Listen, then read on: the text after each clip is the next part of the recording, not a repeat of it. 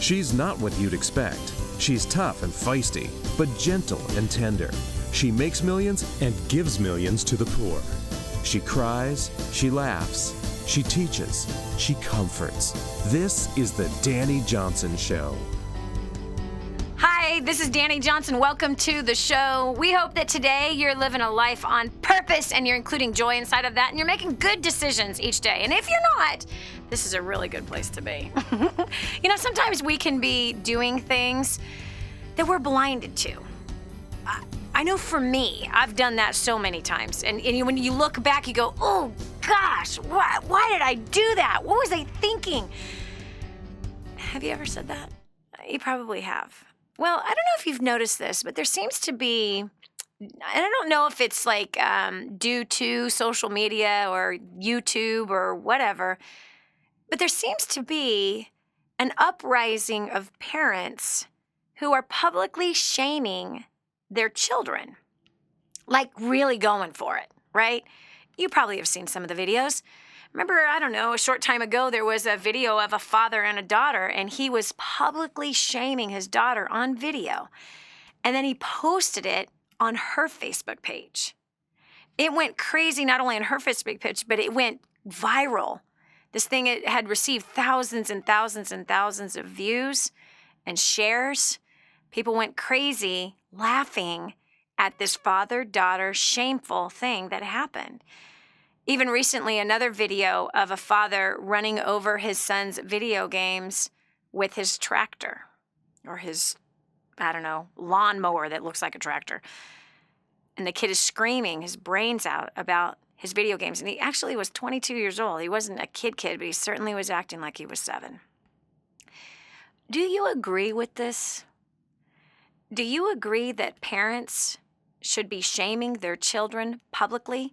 In fact, a year ago, you might remember this. I covered this story about a year ago, and it was about a UK man who wrote a scathing letter to his 3 children, calling them underachievers, disappointments who had failed both at life and in their marriages. This father actually not only wrote this letter, but he submitted it to the newspaper. So this letter was put out in the public eye for his kids to just be, totally embarrassed, completely shamed.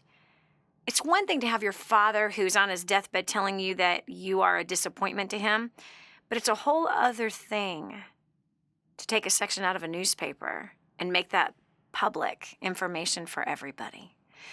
Do you agree with this kind of parenting? Do you believe that parents should be publicly shaming their kids like that? 844-200-3264. That's my phone number. Call me. I want to know how you feel about this. 844-200-3264. When I see things like this, it's obvious that the father, the man, the UK father of the 3 adult children, when he wrote this, it was obvious that, he was hurting. He was sad. I would hope that we would have a bit more maturity than that we would have some kind of maturity to say, have the conversation face to face. And if you need to yell at your kid, I guess that's your style. That's what you do. But I'm not so sure. I know this. I've been publicly shamed. I've been slandered. I've been laughed at. I've been mocked. It hurts. It hurts a lot. But what do you think the result is of it? And what do you think is in the minds of these parents who are taking videos of themselves shaming their children or writing a scathing letter and putting it on Facebook and for that letter to go viral on Facebook? Parents hacking into their kids' social media to embarrass them. Do you feel that is effective? You think it's a good strategy? Or do you disagree? 844-200-3264 is my number. Again, that's 844-200-3264. Have you ever been shamed publicly? Have you ever been mocked and slandered? Have you ever had somebody do something similar as to what I'm talking about, these videos or this letter that was put in a newspaper? Have you ever had something like that happen to you? Maybe not to that degree, but if you've had anything like that happen, I'd like to know how what your response was. How did you feel? How did you deal with it? 844-200-3264 is my number. Again, that's 844-200-3264. We have on line 6, we have Arlene from Florida. Arlene, welcome to the show. What do you think about these parents who are embarrassing their kids publicly? It's kind of sad, but I can understand the desperation of the parents. I just feel like, as a parent, I have 4 children myself, and I did some years ago when my son was younger in elementary school. His school allowed me to do corporal punishment. It definitely prevented a lot of that type of behavior in the future, but at the same time, my son, of all 4 of my children, he and I don't have the greatest of relationships. And I noticed that when he got older, he drew a picture, and mind you, he's 16. He drew a picture of the family, and he was on one side of the mountain, and everybody else was on the other. Wow. I still tried to mend a relationship with him. He doesn't feel like part of the family. Wow. So that's why I say it's kind of like a catch-22. Mm-hmm. I did it when he was younger, but I still feel like there's a rift in a relationship because he feels distant. And on the other side, I could see the other parents being so desperate to try to do something, but if they did something earlier than let so many things go by, they wouldn't have to resort. That's just my opinion, that they wouldn't have to resort to what they're doing now. So are you saying that he was spanked publicly in front of his classmates? Oh, not in front of his classmates, Right. but he was spanked where he screamed so loud that his classmates knew what was going on. Yeah. Yeah. Now, is this the son that it just has continuously gotten into more trouble than the other kids? Yes, he's gotten into more trouble. Right. It got to the point when he was in middle school, he had brought one of my pocket knives to school. And I'm just so thankful to God that it was a small one, because if it was a big one, he would have been arrested. Wow. And so I used that as a scare tactic, and I was just like, put him in jail. And he was just looking at me, and I'm like, well, you brought a knife. You did the crime. You're going to do the time. I'm not going to cover up for you. But of course, I knew that they weren't going to put him in jail, but it was just like, just to let you know. So, on one end, he's not a bad kid. Mm-hmm. He's just kind of... He's a kid. I don't want to say kind of defiant. Yeah, he's a kid. He's a kid. But on the other hand, exactly. He hasn't given me any of the extreme trouble that other people are seeing. Right. And for me, coming as a single mom, I don't have the same type of issues that a lot of other single moms have with their sons. Right.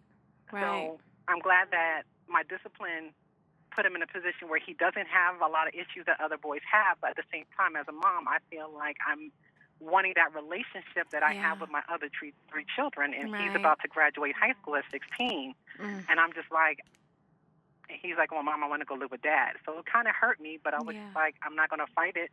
Yeah. Maybe it will take him moving to his dad for him to see that I'm not the villain that he thinks that I am. Right, right. Now, I have a question for you, Arlene. Did you, what techniques have you used to try to mend the relationship with your son? I've taken him out on individual dates where it be with me and him. We do like family date night on the weekends. So like on Friday we have Junk Food Friday. Saturday we have Date Family, and he participates in that. Right. But anything outside of scheduled dates, he'd rather just lock himself in his room. And so another thing that I'm doing right now is I'm selling all his video games. In hopes that it will force him to be part of the family. Right. And he's fighting that even. I'm sure. Well. I'm sure. Okay, but Arlene, I have a question. That relationship. I have a question for you. When you were a teenager, did you try to hide out in your bedroom? Yes, I read books. When I was a teenager, I hid out in my bedroom too. I think a lot of teenagers generally hide out in their bedroom. Let me just interject here. I think you've done an awesome job, by the way. I really do. I mean, that you got date nights with your kids, you got the family night with your kids, you got 4 kids, you're a single mom. You've done a really good job. But I think what's going on here is normal. That 1 out of 4 has a little bit of a different personality and has a different perspective. Do you know, with my 5, it's really interesting to hear you say that you had that this son is the one who didn't see himself a part of the family. Do they all have the same dad? Yeah, yes. They all have the same father. Biologically, my oldest doesn't, but Right. outside of that, yes. Okay. So what I can tell you is that it's the same with mine. My oldest has a different biological father, and then my last 4 do. But do you know that one of my 4 had said the same thing to me at one point?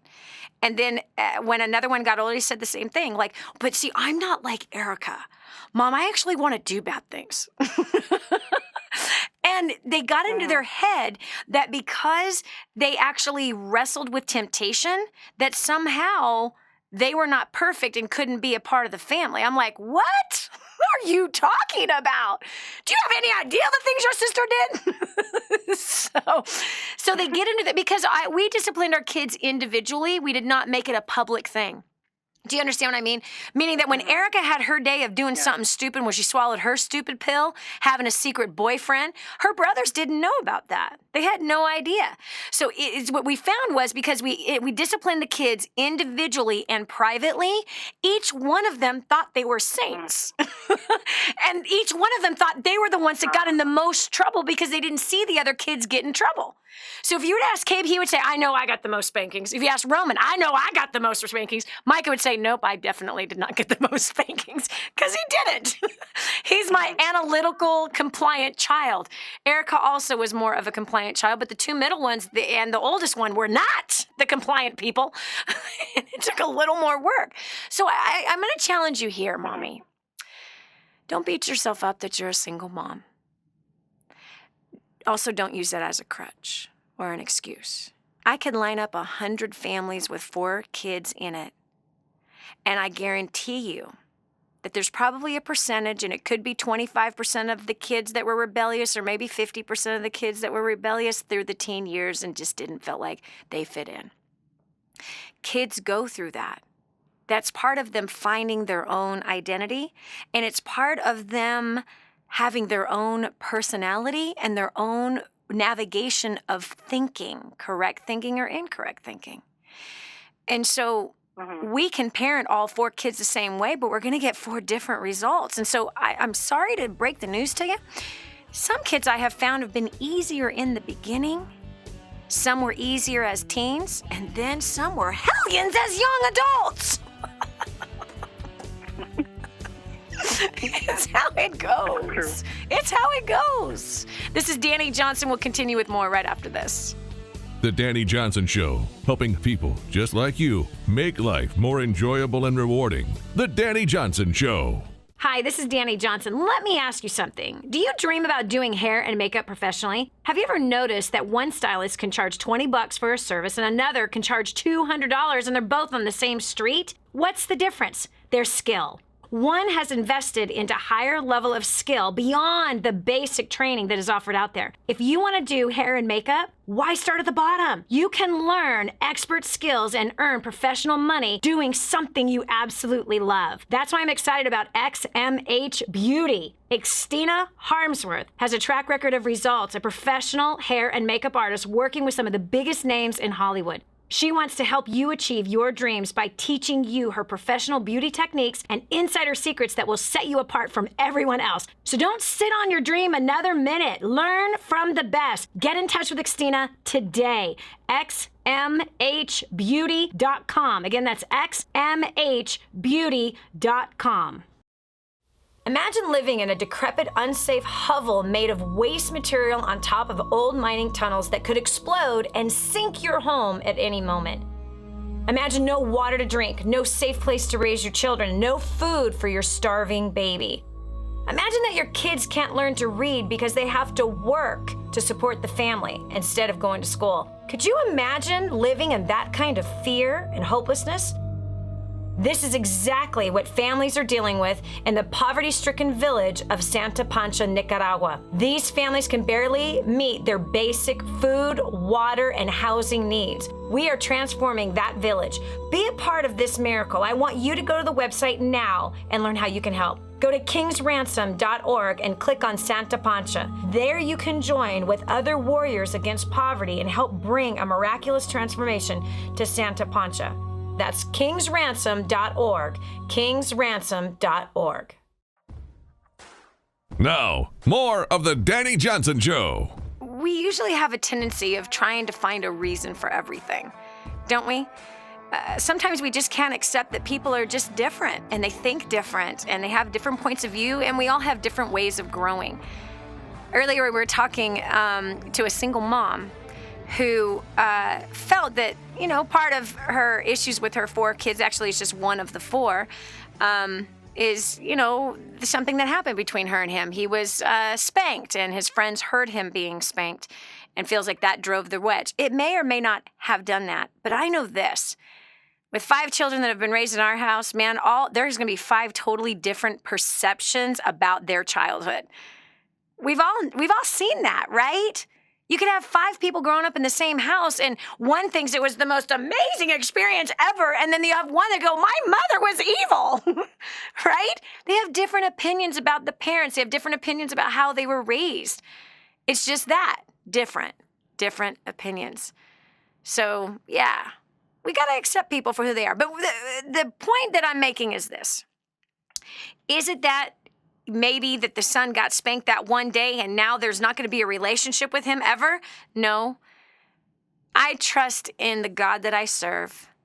And I trust that, man, I know I've made mistakes. I know I have. Oh my gosh, have I made mistakes, huge ones.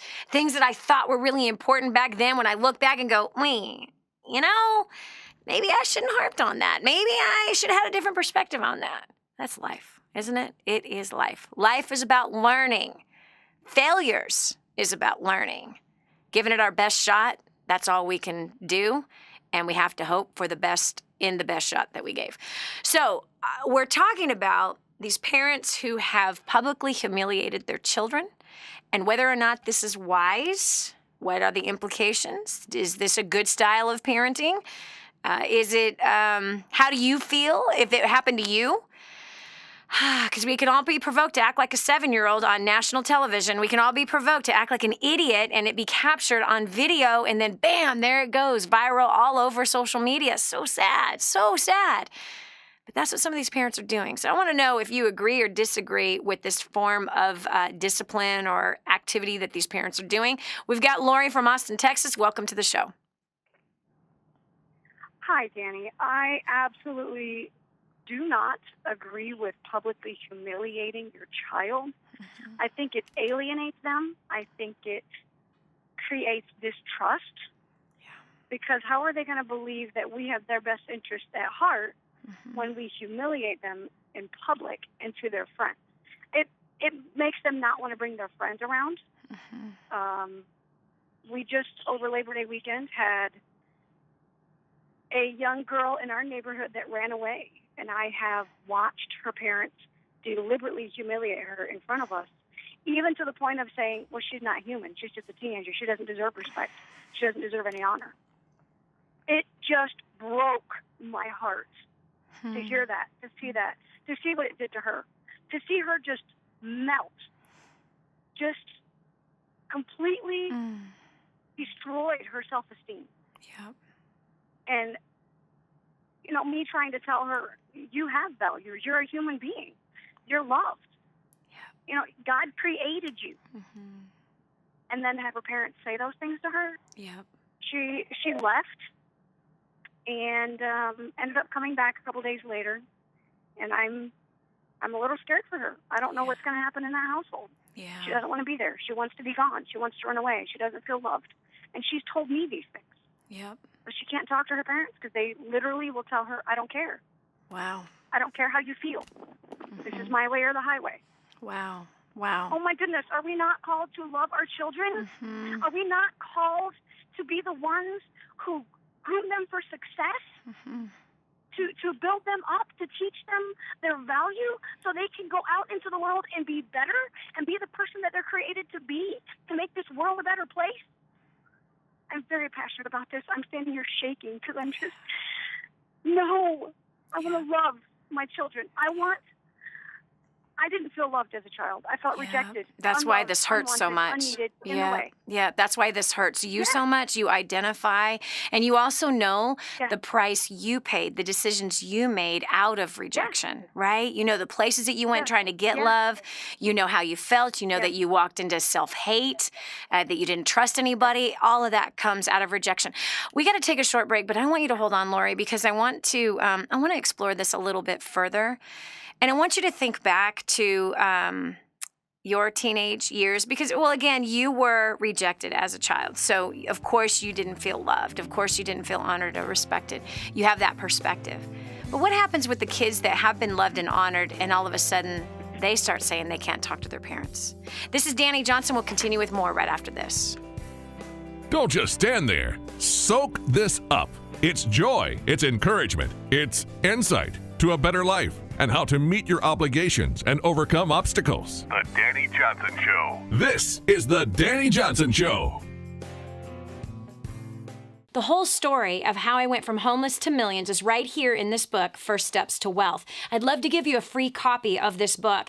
Just dial 888-757-8880. You can get your free copy of this book. It's like a real book, my friend. You can get an ebook copy for free right now, or if you'd like to pay the shipping to get this $15 book to your house, I'd be happy to send it to you. 888-757-8880. Get your copy of First Steps to Wealth today and begin on a brand new path of some great success.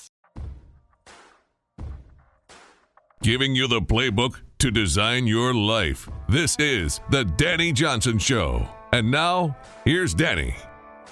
Public humiliation. It's been around since, I think, as long as humans have. I think it's on steroids right now with certain parents that have just pretty much come to their wits' end. They are desperate. They are so frustrated. They don't know what to do. They're pulling their hair out one strand at a time. And all of a sudden capturing on video something that they can make fun of their children with. Something that they can, make their kids look like an idiot. Posting it in places where it goes viral, and now their child is a laughingstock. And so I agree with Lori here, who is saying from Austin, Texas, that she thinks it's just not right to do that and that the kids will not trust them. And she's telling us a story about a young lady that lives in their block that ran away because of her parents and how she's treated. Now, Lori, here's something I want to bring. And I'm with you. I grew up in that same kind of home, and I did run away.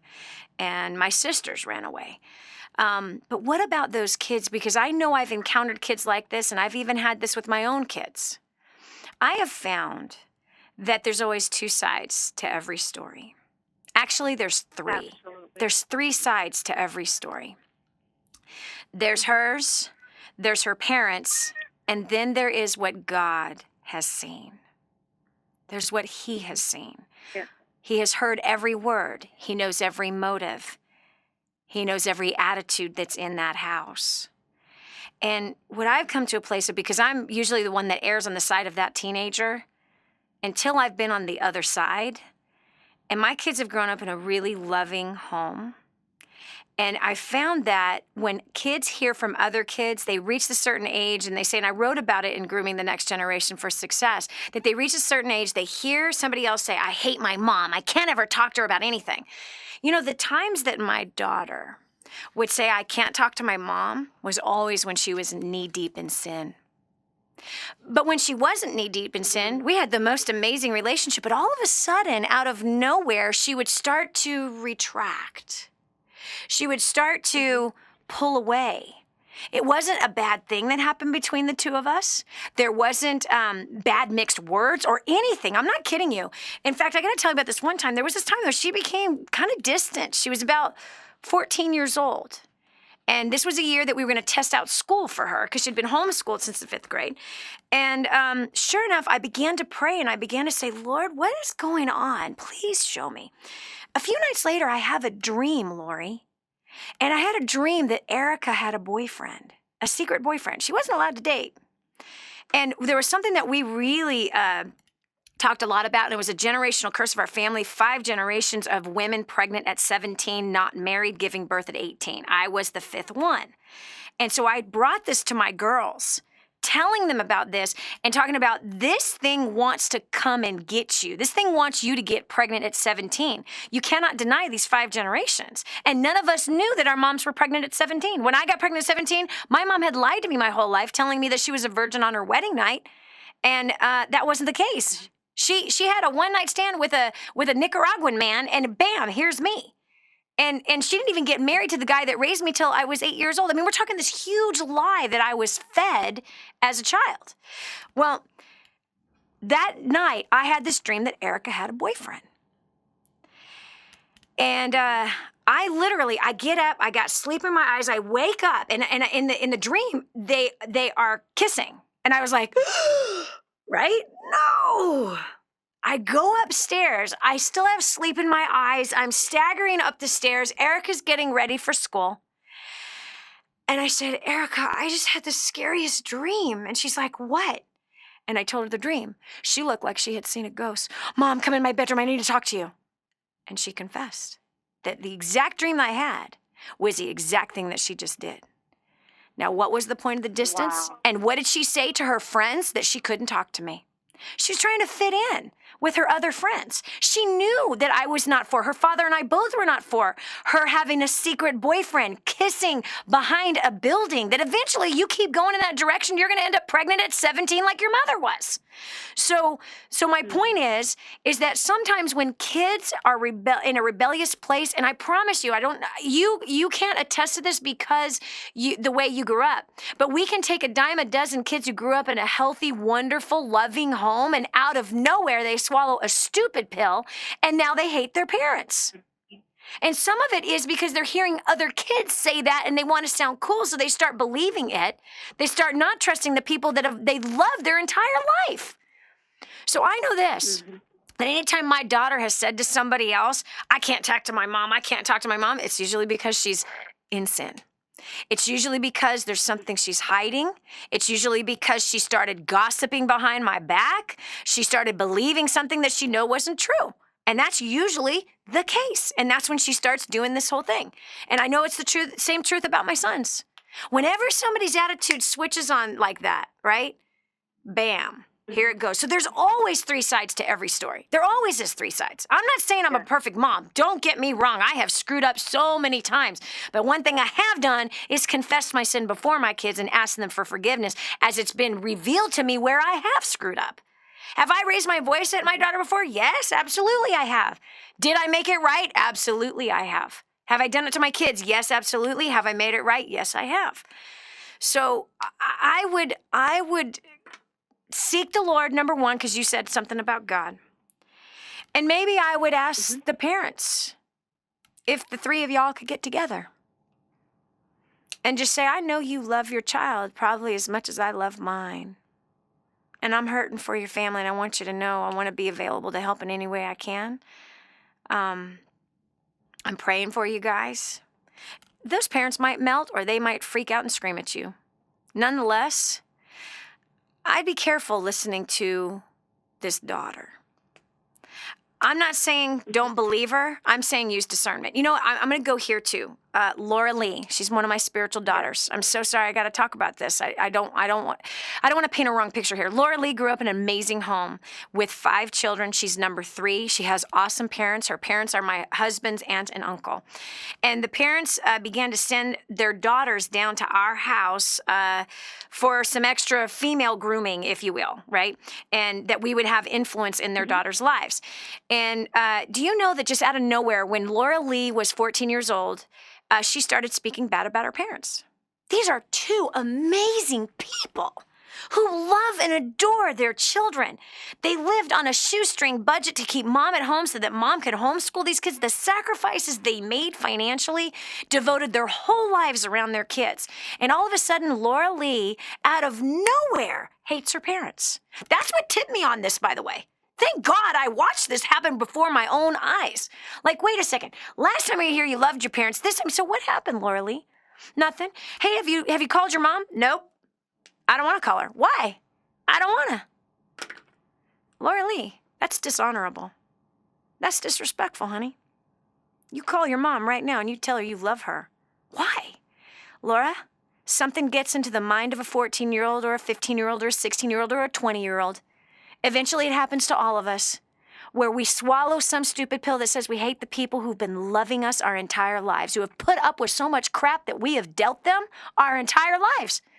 They changed our diapers. They made sacrifices. They provided food. They provided a house. They provided hugs and love and encouragement. They came to our games. They helped us with homework. And all of a sudden, out of nowhere, we have no interest in that person anymore. Don't you dare be like other kids, Laura Lee. Pick up the phone and call your parents. They miss you. They need to know you love them. They need to hear thank you for sending me to California to spend time with my cousins. They need to know you're grateful. If you ever want to come back here again, girlfriend, I said, you better show your parents that it's worth it. Because if you go back up there after being here and you're a sourpuss, little ungrateful, spoiled, rotten brat, I guarantee you they ain't letting you come back here. I ain't letting you come back here. So if you value this relationship, you better value that relationship all the more. So I'm just saying, Lori, these are different perspectives. I know I've swallowed some stupid pills, and there's a good chance you're dealing with a teenager that is saying things in a very dramatic way, who's painting a picture. There's always three sides to every story. I'm not saying don't believe her. Yes, condone her feelings, but she needs to honor her parents, and she needs to seek help in the parents' relationship with her getting right. And as long as we give the parents a chance, we're doing the right thing. But if we just believe everything we're hearing and not have a conversation with those parents and not maybe even have the daughter go to some kind of counseling, and if you're not encouraging her to honor, to respect, to forgive, you're not being the counselor that you need to be in her life. We got to advise all people. When they say something bad about someone else, forgive. That's why God's brought this little girl into your life. You teach her to forgive. You teach her to love no matter how she's being treated. You teach her to honor and respect no matter how she's being treated. That's what Jesus did, and that's what we're called to do. To love, honor, and respect regardless of how we are being treated. So, Absolutely. yeah, I just love your heart. I do. I really do. And you know what? I really thank you for what you brought here, because that was a good conversation that needed to be heard, not only by you and me, but by others. Thanks so much for the call. I appreciate you tremendously. This is Dani Johnson. We're going to continue with more right after this. Good people bring out the good in people. And you're sharing great moments with thousands of good people right now. There's more of the Dani Johnson Show coming up. Stay here. I just heard this amazing story. One of our clients had written us telling us that they had used job domination and unlimited success and has absolutely exploded their career. He said, Dani, I don't know where I'd be today without job domination and unlimited success. Listen, do you want more recognition from your coworkers? Do you want to be recommended to people all over the world? Do you want to be somebody that is highly sought after? Listen, if you're in a dead-end place where this gentleman found himself, but then learned new strategies and changed everything in his work life, and obviously this has resulted in higher bonuses and pay raises, you're next. 888-757-8880. Get your copy of Job Domination right now. 888-757-8880. Again, 888-757-8880. Job domination. That's what you need. It's time for you to dominate the job market and break through the rut that you're in. We're back. Here's Dani Johnson. What brings a parent to a place to publicly humiliate their child? What brings a parent to a place to degrade, put down, scream at a child? I don't think it just happens all of a sudden in one day. I think there's a great build that builds into that. And I certainly don't agree with those kinds of actions, but I certainly can understand how desperate, how hurt, how frustrated a parent has become to do something as stupid as videotaping humiliation of their child and posting it in social media. Both parties are hurt really, really bad to bring it to that place. How do you feel about these videos that have been floating around, or how do you feel about these parents that are publicly humiliating their kids to teach them a lesson? You think it's good parenting skills, or do you think that there could be another way? We've got LaShawna from Charleston, South Carolina. Welcome to the Dani Johnson Show. Hey, Dani. Hi. How's it going? Good. just listening to the conversation, I started thinking about when I was a kid and the way that my parents kind of groomed me and my sister. And there was no Facebook. I might be aging myself here, but there was no Facebook. There was no Instagram or Twitter to where she felt like, she had to put it on social media. But, sometimes I think, and I could be wrong about this, but sometimes I think that the parents that display the discipline feel that they have to prove to somebody that they actually are involved in their kid's life.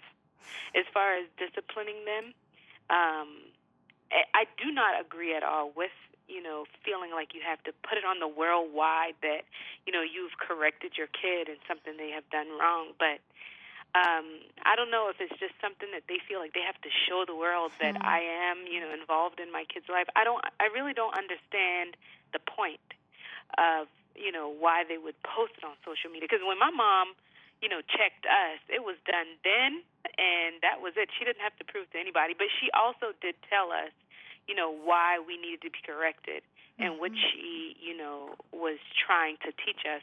But it wasn't on display. Yeah. If you understand what I'm saying. Yeah, I do. don't know It's kind of like this, motive. LaShawna. It's kind of like this. It's kind of like those parents that spank their kids in Walmart. Right. Right? It's the same thing. So I don't know that it is, hey, I'm going to prove that I'm involved with my kid's life.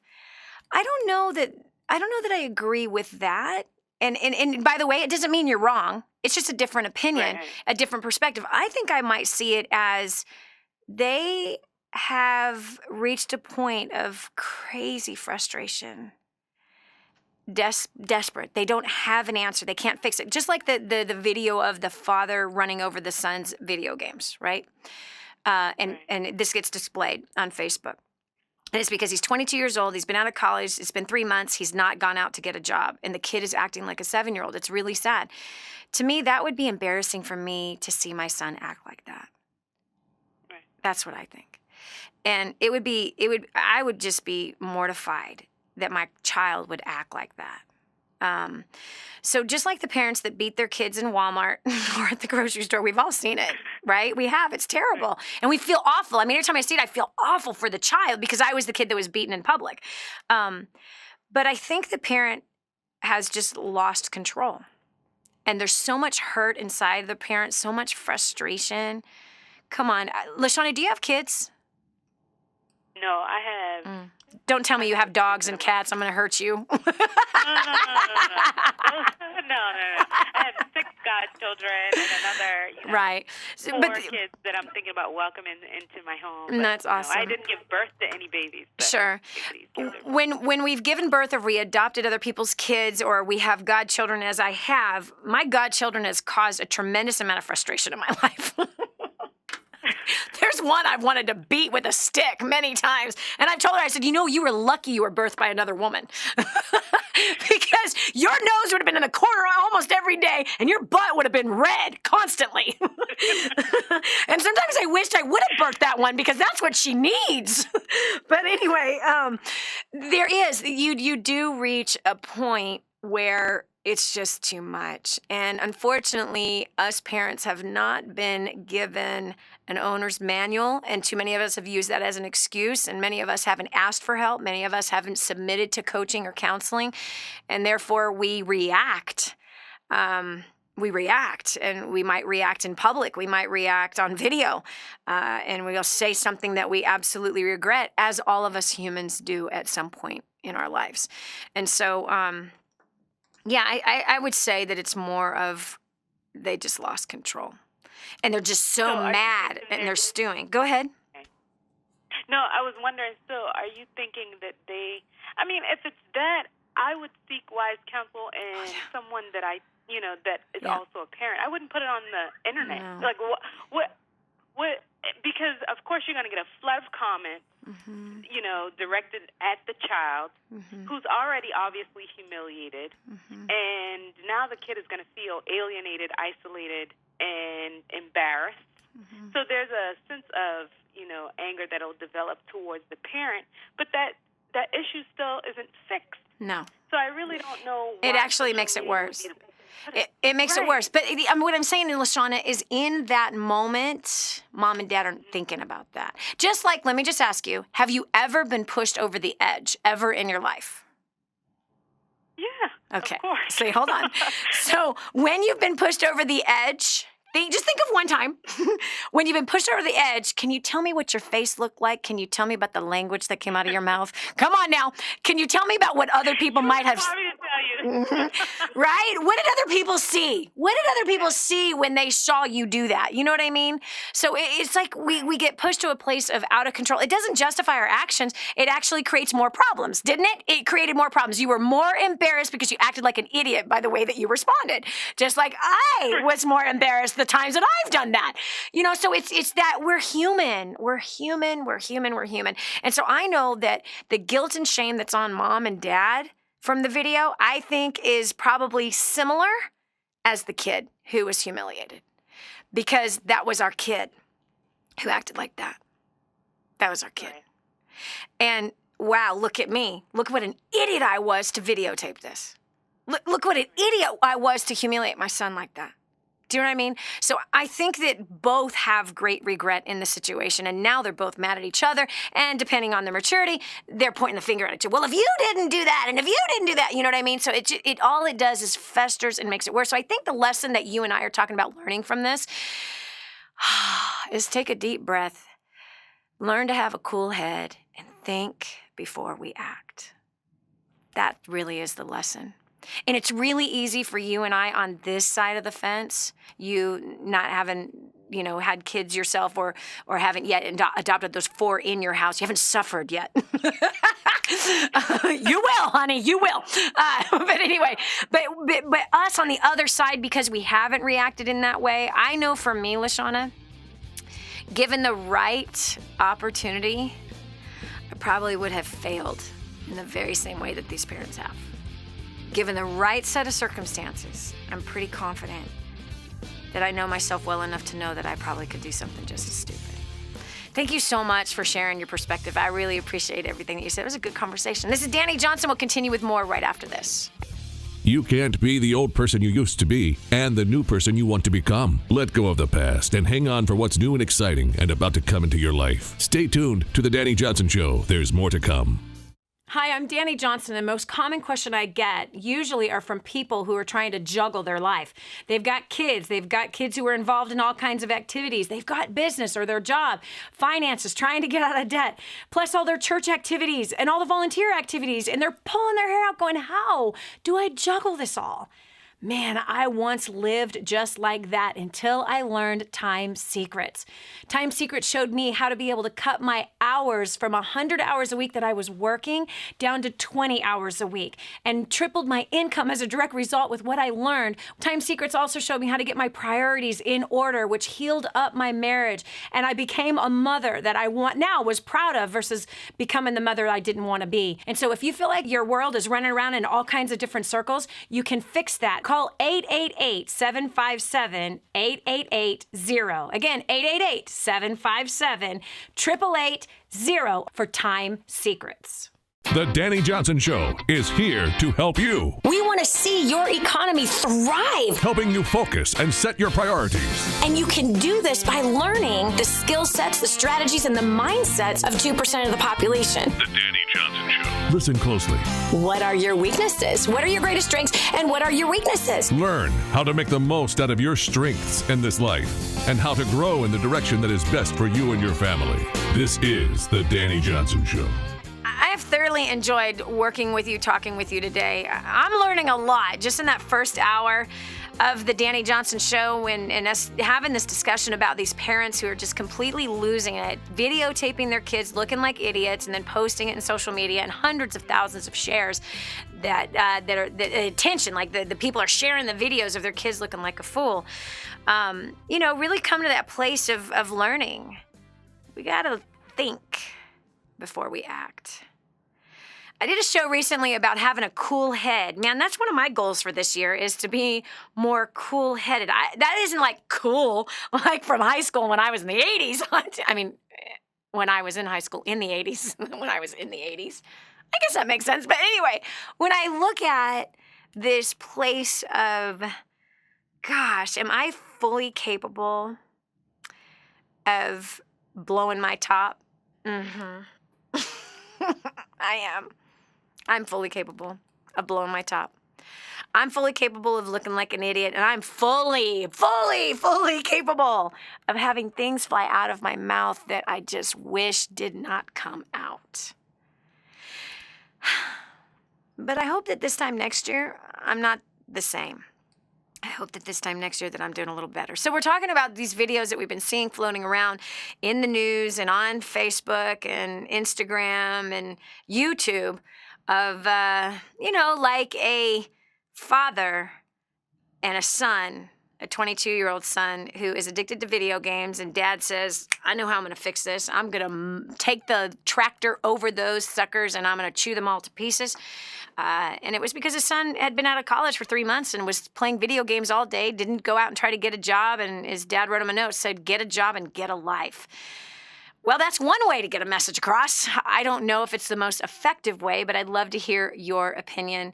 844-200-3264. Again, that's 844-200-3264. We have Tracy calling all the way from New Zealand. Hey, has New Zealand seen these videos?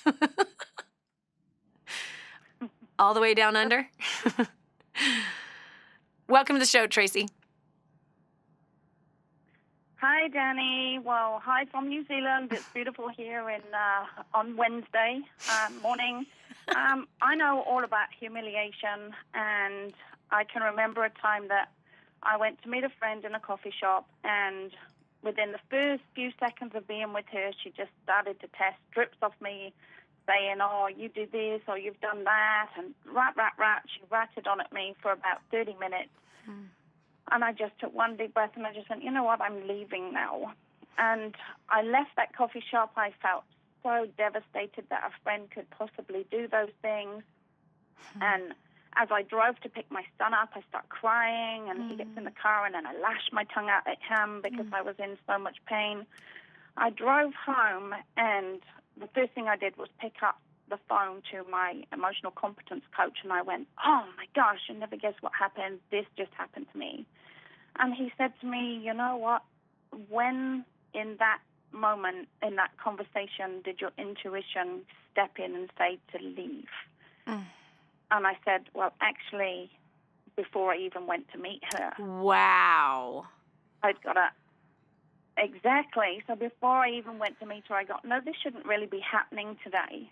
But I still went. I ignored my intuition, and I went anyway. So you know what? God gave me a really good lesson of ignoring my intuition. Yeah.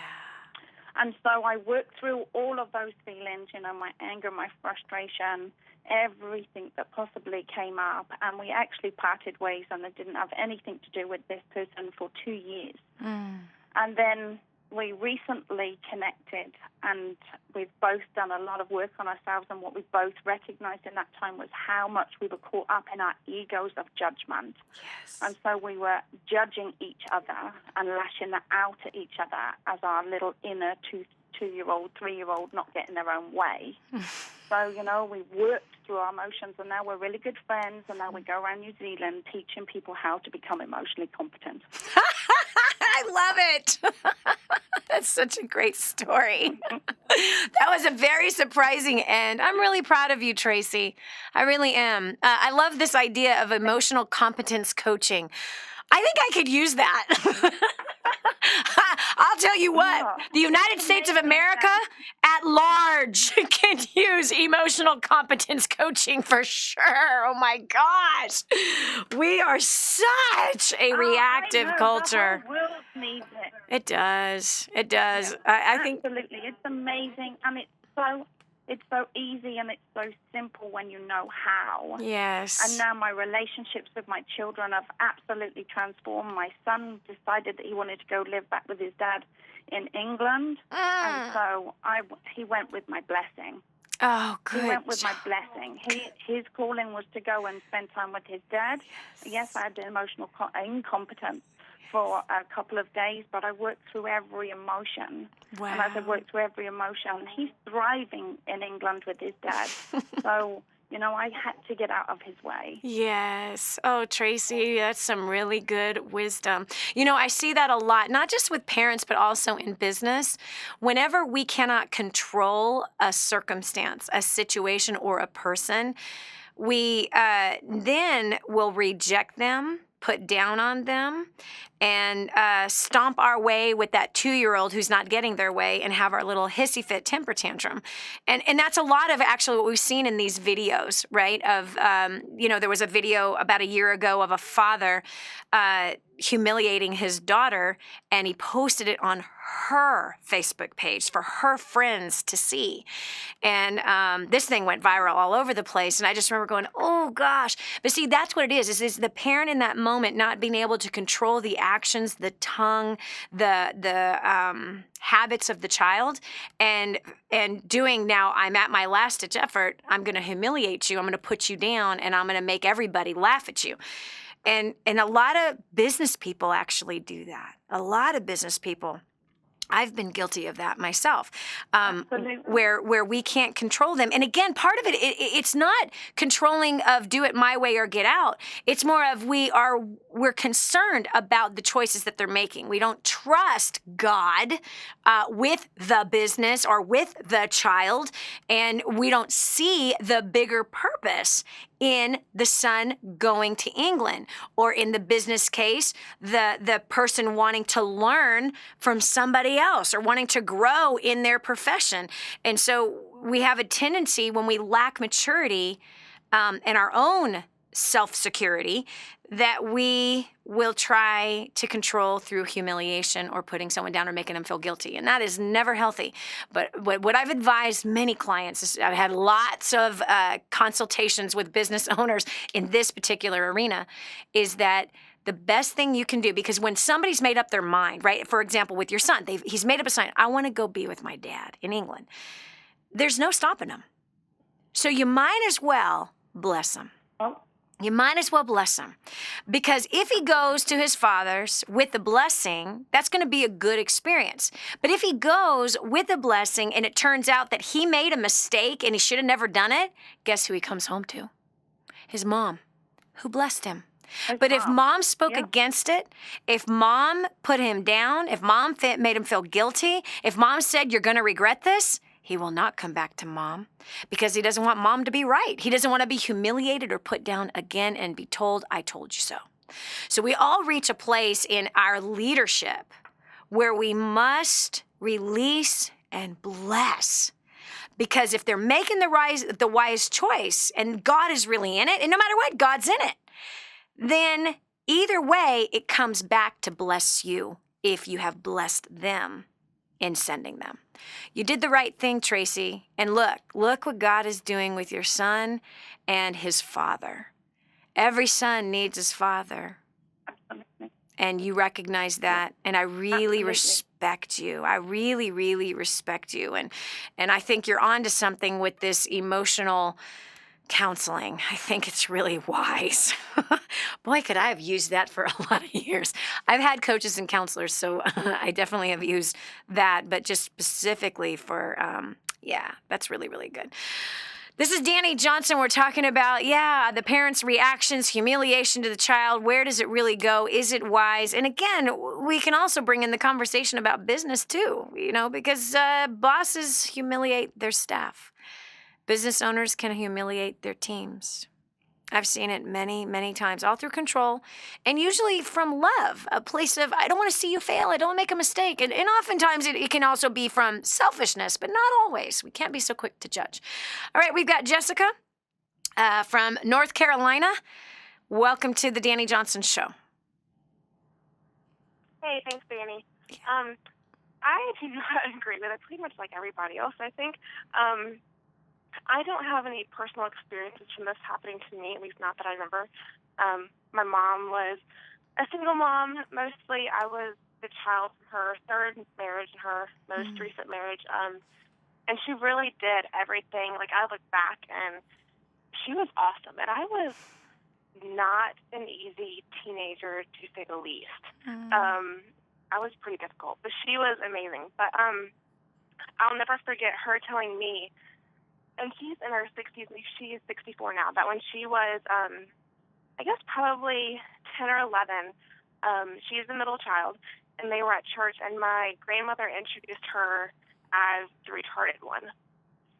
And she never forgot that. And that's been, over 50 years now. So I think that she really made an effort to never humiliate me. I mean, and also when I made a mistake, I think it was also some of it was too much an embarrassment for her that I made a mistake, so nobody knew about it. Wow. She'd also be embarrassed thinking about it. She kind of failed in that aspect. But I know that's not even internet or Facebook. I mean, this is back in the 60s. So, I mean, it made that much of an impact to her, even though probably, I'm sure my grandmother forgot about it 10 minutes later, but my mom never did. And she's always been the black, I guess being the middle child also, sort of the black sheep of the family, and, like you do. More like so-and-so. Yeah. Yeah. You know what? Here's what I want us to do. I got to take a real short break, Jessica, but what I would love to do is I want you to tell us how you were not an easy teenager to raise. When we continue back, I want to know, what kind of hell did you bring on your mama? Because, number one, we have kids that listen to this show. And we have parents that listen to this show. We have business people that listen to this show. And there's a lot to learn when we can confess where we messed up and how we can all learn from it. This is Dani Johnson. We'll continue with more right after this. The Dani Johnson Show. No excuses, no blaming, just real life. Stay tuned for more of The Dani Johnson Show. Hi, this is Dani Johnson. Let me ask you something. How many weddings have you been to in the last year? A bunch, right? Think about it. Wedding bells ringing, champagne flowing, and the bride looking like a model on the biggest day of her life. So that's where there will always be a need for skilled hair and makeup professionals. Why couldn't that be you? The key is getting the right training. XMHBeauty.com does workshops giving that training. Xtina Harmsworth has a track record of results as a professional makeup artist in Hollywood, working with some of the biggest names. One makeup artist recently had the confidence to book 3 weddings after attending Xtina's workshop, and then reported that she handled 7 bridal clients on location in one day. That's serious cash. You don't have to move to Hollywood to make serious cash as a makeup and hair artist. Go visit XMHBeauty.com today. Again, that's XMHBeauty.com. So get to that site immediately and start following your dream. XMHBeauty.com. For families in Santa Pancha, Nicaragua, life is filled with fear and struggle. They don't have enough food for their kids, clean water is hard to find, and they're living in a decrepit, unsafe hovel on top of mining tunnels that could explode and sink at any moment. But a miracle is in the making, and you can be a part of transforming this village. Go to kingsransom.org and click on Santa Pancha to see how you can help. That's kingsransom.org. kingsransom.org and click on Santa Pancha. Helping you get a grip on your priorities and your focus. The Dani Johnson Show. Here's Dani Johnson. Were you a hellion at some point? Oh, come on with your self-righteous self. Don't you be sitting there going, I can't believe you said that. This show is definitely not for you if you get offended by the word hellion. I was a hellion. What about you? Joining me now is Jessica from North Carolina. She called in right before we took that last break, and she was saying that she was raised by a single mom. She was the child of the 3rd husband, and that her mom was awesome. Her mom gave it her best shot, and her mom by her mother was introduced as the retarded one. And her mother carried that with her for over 50 years now. But Jessica actually mentioned that she was not an easy teenager to raise, and I want to get to the nitty-gritty. You know why? Because, there's something to be said. Here this young woman is saying, my mom was awesome. But then we have this young woman that now can say, I was not an easy kid to raise. So Jessica, you had an awesome mother. You're saying that when you look back, man, your mom was encouraging. She never embarrassed you or humiliated you like what we've seen on social media. These videos of these parents are humiliating their children. How did you give your mom hell? What were some of those things? I think I was probably typically your typical middle school girl, probably. And Don't pawn it off on the typical middle school girl thing. Nice try. Nice little generality. I'm looking for the nitty-gritty, honey. I never got into drugs and alcohol or anything like that. Look at how you're still justifying your actions here. You're so cute. I would quit dancing. I was just difficult. How? I would, when we moved away from all my friends and family at one point after my parents divorced, I would kick and scream, to go to school. Literally, the principal would have to drag me through the hallway to get me to class. I would, kick the principal.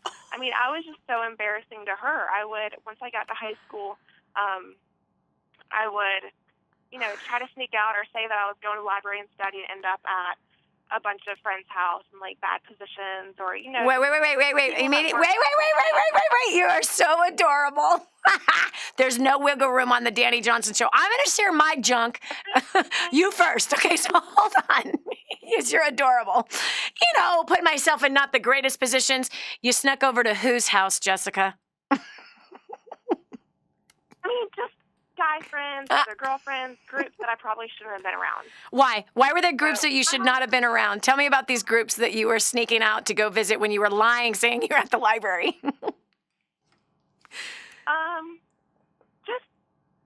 I don't know. There would be alcohol there. There would be some of the people that were 13 and 14, they were already sexually active. Wow. So, and I think it made my mom so mad because she was strict. She knew most of the time I couldn't be going to a friend's house. Library I got away with pretty well, or going to the mall. But if I told her I was going to a friend's house, she wanted the parents' number. She would call them to verify that I was going to be there. She'd want everything. And one time she passed me, and she saw me in the car with someone that I shouldn't have been with, and she turned around and followed me, and we were going to this teenage pool hall place, and she pulled me out of there. But which I'm glad she did, because the owner was a creeper. But I was just trying to fit in and do all these things. And it's funny because I homeschool now, and she is not for it. And I'm like, Mom, my kids end up like I did. Are you crazy, Mom? That's awesome. Jessica, I'm really proud of you. Number one, I'm really proud of you because you got underneath the generalities, right? And there's a reason I'm telling you this. You have kids now. Don't feed them sugar-coated generalities. Tell them the truth. I told my kids I slept around. I told them I slept with people I didn't even know their names. And this is the price I paid because of it. This is the price I paid. I was a hellion. At what point did you get that? I've done it since they were little. When Erica actually was 4 years old and I saw that she was very flirtatious and she used to just jump on men's laps and play with their hair, I spoke in a language that she could understand it for, and I just said, my job is to help protect you and to teach you to be wise with your body. And my mom didn't teach me this. And I would jump on men's laps and play with their hair, and the wrong man might get the wrong idea. And Mommy was hurt very deeply because I did not know how to protect my body. And so I was hurt very, very badly. That was the first conversation. As she got older, then I told her exactly what happened. And so it's important that we as parents get real. And I appreciate you for doing that today, Jessica. This is Dani Johnson. We'll continue with more after this. No excuses, no blaming, just real life. Stay tuned for more of The Dani Johnson Show. Did you know you can see Dani Johnson live and in person? Go to DaniJohnson.com and find out about our next live event. First steps to success, register today. Call 866-760-8255 or go to DaniJohnson.com/FSTS. Hello. Improving the quality of your life. The Dani Johnson Show. I love it. Why is it that when we get older, we want to make light of our mistakes? Actually, I don't think it has to do with being older. I think just in general, humans want to do that. I was just talking with Jessica from North Carolina as she was sharing, that she gave her mom hell when she was a teenager and felt that her mom was an awesome mom. And because I want to kind of pierce the veil here of the parents that think, okay, I'm going to be the perfect parent and I'm never going to get mad at my kid and I'm not going to freak out and I'm going to do everything right. I'm going to follow your book, Dani. I'm going to do everything in grooming the next generation for success and hopefully my kids won't give me hell. Part of raising kids is going through hell sometimes. It is. And even the most perfect of all parents, and I wrote this in the very last page of Grooming the Next Generation for Success, that God is the perfect father, the most loving and accepting, and wow, the way he provides and all that he gives and his devotion. And yet his children rebelled against him. So it's not about being the perfect parent, but I think it is important for us to be real. And so I've shared stories with my kids about how terrible I was. Okay, so yeah, I was badly abused as a kid. I was emotionally tormented. I was physically violated, sexually abused. I was physically grabbed by the throat, shoved up against walls, kicked across rooms. I was beaten, friend. I was beaten to bruised. Okay? My sisters were beaten to bruised. My mother was beaten, bruised, black eyes, bloody lips. I mean, this is the house I grew up in. But at the same time, I wasn't just the poor little victim here. Yes, my dad had an anger issue, do you think? And my mom didn't know what to do. And that was horrifying. But here's the facts. My attitude provoked my dad. Oh, gosh. My attitude, I just know the evil looks I would glare at him with. There's no question the high level of disrespect, disdain, and hatred that even just in me saying, yes, right? Did you clean your room? Yes. With my eyes rolling back in my head and my just hatred, I know he could hear that. He could hear my full on, I hate you and I wish you were dead in my answer that said yes to cleaning my room. If I was asked to do something, or if he made fun of me, which he did a lot, he made fun of me a lot, embarrassed me constantly, made fun of my bow legs, made fun of my huge shoulders. He called me flat-nosed brat, made fun of my darker skin that my sisters didn't have. And it turns out that he wasn't my dad. He was making fun. He was putting down on the Nicaraguan kid that didn't know she was Nicaraguan.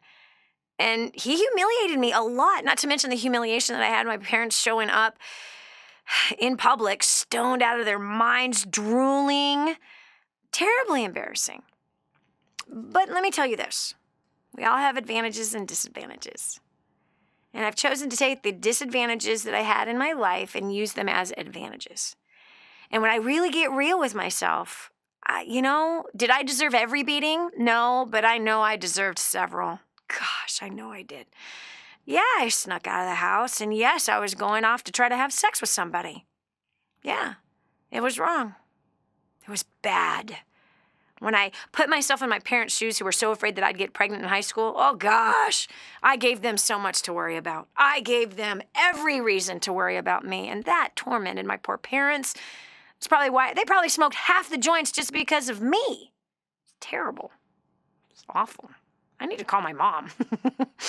This is Dani Johnson. We're talking about public humiliation of children. We're seeing it. It's a thing on the rise today all over social media of parents just losing it. Do we think it's wise or foolish? What might be the outcome? Shamika from Clarksville, Tennessee, welcome to the show. Thank you. Yes, I do not believe that publicly humiliating our children is effective, especially if we are, Christians, because God does not humiliate us when we fall short. And we need to think about that and use that same measure of grace and love that God shows us when we fall short.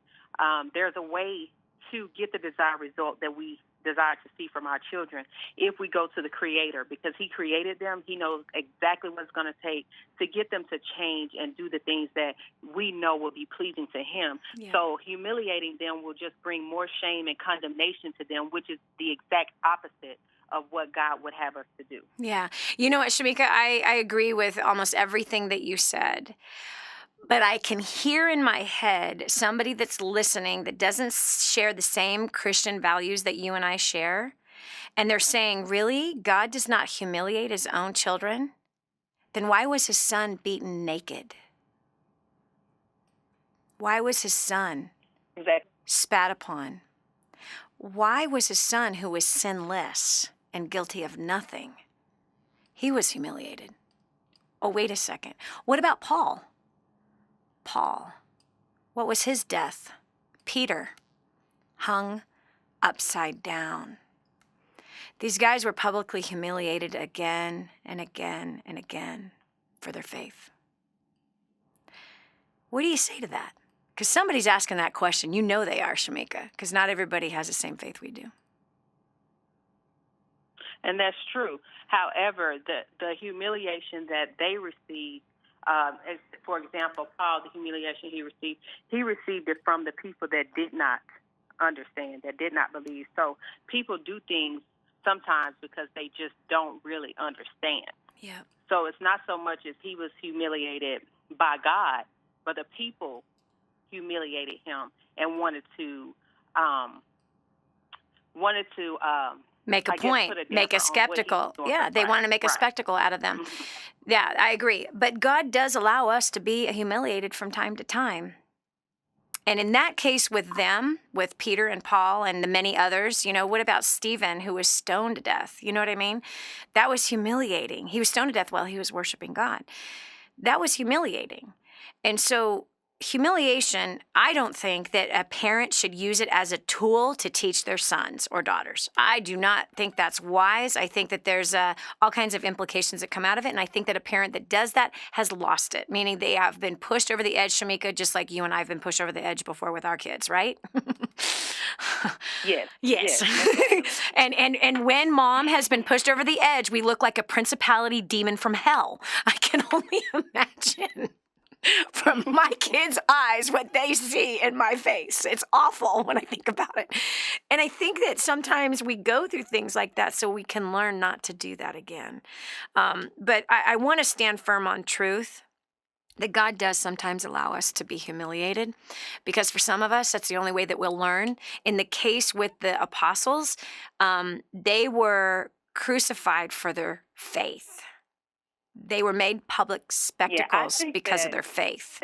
And that was showing their faith, their love, and their adoration. And that's the price they were willing to pay to say that, yes, Jesus is the Christ. He died on the cross for my sins. He died on the cross for your sins. And he rose from the dead. And that for anyone that believes in him will have everlasting life. That your sins are forgiven. Your sins are forgiven. That's the statement that was being made with the humiliation that happened towards the end of their life and throughout their life. In all reality, there was a lot of that throughout their lives. They were humiliated, imprisoned. You know what I mean? So I think it's important that we try not to make generalities as far as God wouldn't want us to do that, when in all reality, God has allowed it to happen in us. More of, let's stick with the argument of, is this really the best thing to serve our kids? And I 100% agree with you. God created your son and daughter, and he has the answer on how to discipline them. He has that answer. We don't have the answer. And man, I'll tell you what, Shamika, that was probably one of my greatest tools in raising my kids. Now, they're almost all of them are grown. I only have 2 teenagers left in the house. And still to this day, and that's a good reminder for me today, Lord, show me how I need to handle this situation. Because, Shamika, as we get older, we just kind of get in the groove, And we just kind of lean on our own understanding, and we don't acknowledge him, and we don't seek him for that very specific answer, for that very specific situation that's coming up with our teenager or our 25-year-old or our 2-year-old. We do get in a habit of just leaning on our own selves instead of going, God, help me. Show me what I need to do here. Show me what needs to change here. And it isn't just about judging the child. It's about judging our own heart. And I appreciate that that's what you've brought into this conversation. And I 100% agree with you. We got to go to the creator who created them. And we got to ask him for help and guidance and direction. That's the only way we're going to hit the mark more than we miss the mark. Because we're still going to miss the mark. Don't you agree with that? Yes. I know I am. I know I'm going to miss the mark. Thank God I have a savior, honey. That's all I know, man. Because Dani Johnson needs one, like big time. Some other people might not, but I do. I'm messed up. A hot mess up is what Dani Johnson has a tendency of being. So, Shamika, thank you so much. That was such a really good point. And it is something I've used for years and something I have forgotten to use from time to time. But thanks for the reminder today. This is Dani Johnson. We'll continue with your calls right after this. Hey, have you done a favor for your best friend yet? Then do it now. Share this program with them. The Dani Johnson Show, helping hundreds of thousands of people just like you make life more enjoyable and rewarding. The Dani Johnson Show. And I'm so blessed that I found what is in Grooming the Next Generation for Success. This is a book that is being taught in universities around the world. It's been noted as the best book on parenting that has ever been written. Crazy, if you ask me. But the point is that this thing gets results. Get your copy today, 888-757-8880. Again, that's 888-757-8880. Or go to DaniJohnson.com. That's DANI Johnson.com. Get your copy today. Now, more of the Dani Johnson Show. You know, we've all fallen short. We've made some big mess ups. And for some of us, we've made such big mess ups that other people get to see it. Whether we were like this father who was on video bulldozing over his son's video games, and the son's screaming and crying like a 7-year-old when he's a 22-year-old. And, or that we're the parent that's like, oh, I can't believe I did that. That is so bad. Or that we're embarrassed that our kid has done that, or we're their kid itself being humiliated. Sometimes humiliation can be a teacher. Actually, I think humiliation is a teacher no matter what. I don't think it's a good tactic nor strategy to put on our kids. But I want to hear about what you think about that. It's been really a good, rich show today on this topic of, different styles of parenting. But we got Deanna from San Antonio, Texas. Welcome to the show. Hi, Dani. How are you doing? Good. Yeah, on this subject, I totally do not agree with it at all. I think it is the worst type of parenting possible. There's no honor. There's no honoring the kids. I don't understand how the parents can expect respect from those children if they can't respect their children. Mm-hmm. That's true, actually. It does teach disrespect, doesn't it, by the very example? It does, and humiliating a person I don't believe is the way to go. I think if anything, they're creating more animosity. The Bible says love believes the best, and publicly humiliating somebody surely is not believing the best, and it surely doesn't demonstrate love. Yeah, that's true. That's very, very true. Yeah, and let me ask you a question. Have you ever humiliated somebody before? A long time ago, before I came to the Lord, yes, I did, and I felt awful. Sometimes I think back on it and I get a reminder of it, and I feel horrible about it. They have been humiliated as an adult as well, and that just feels horrible. Mm-hmm. It does. It really, really does. What did you do to make the person you humiliated right, to make the situation right? I apologized. This is probably about, maybe 20 years ago. Mm-hmm. And I apologized, but somehow, once the words come out, you can't go back and take them back. You can't, once they go forth, they were already said. And I remember apologizing, and that's the only incident that I remember doing that, and it was horrible. Yeah, it was just so horrible. Yeah, I tried to make it right, and did the most that I could, but like I said, the words were already said, and they released forgiveness, but it was not nice at all. No. Okay, but here's something that you can do, because when I look back, I had said some things about my older daughter that I didn't realize at the time was humiliating to her. And actually, it wasn't me that said it. It's that I didn't say anything, and then I just agreed with it. Do you know what I'm saying? So somebody was like razzing my daughter, and my oldest daughter and I are the most alike, and for some reason, people really like to razz us. And I realized, man, my silence is agreeing with what's being said, number one. And number two, that I have laughed and said, oh, yeah, well, Christina, you should think about that. And I had to call her and ask her to forgive me multiple times. But I'm going to tell you what the Lord did. He encouraged me to encourage her in the opposite direction of the humiliation and really begin to rebuild the words of encouragement. There's no power like encouraging somebody. And so I would encourage you, Deanna, to go back and encourage the person in the opposite direction of the humiliation and just say, I was thinking about you today. And give them a strong word of encouragement. And continue to do that. Maybe put a reminder in your phone, maybe once a month. Go and say it again. Maybe write it in a card. Begin to build the bridge of showing them love. Because if there's still a wedge in the relationship, they still believe the words that you said. There's only one way to get rid of them. 1, ask for forgiveness, but 2, make it right by saying now the opposite again and again and again until you rebuild that belief in them. Because when we humiliate somebody, we kind of rob them of that belief in themselves. So that's fantastic. That's fantastic advice. I haven't seen that person in 20 years. It was they're not even from this country. So well, I don't track them down, honey. Don't give me an surprised. excuse. Facebook, Instagram, whatever, Twitter. You'd be amazed. Find the person and do what you can. It'll shock them 20 years later for sure. All right, we've got Marie from Fort Worth. Welcome to the Dani Johnson Show. Thank you, Dani. So I was.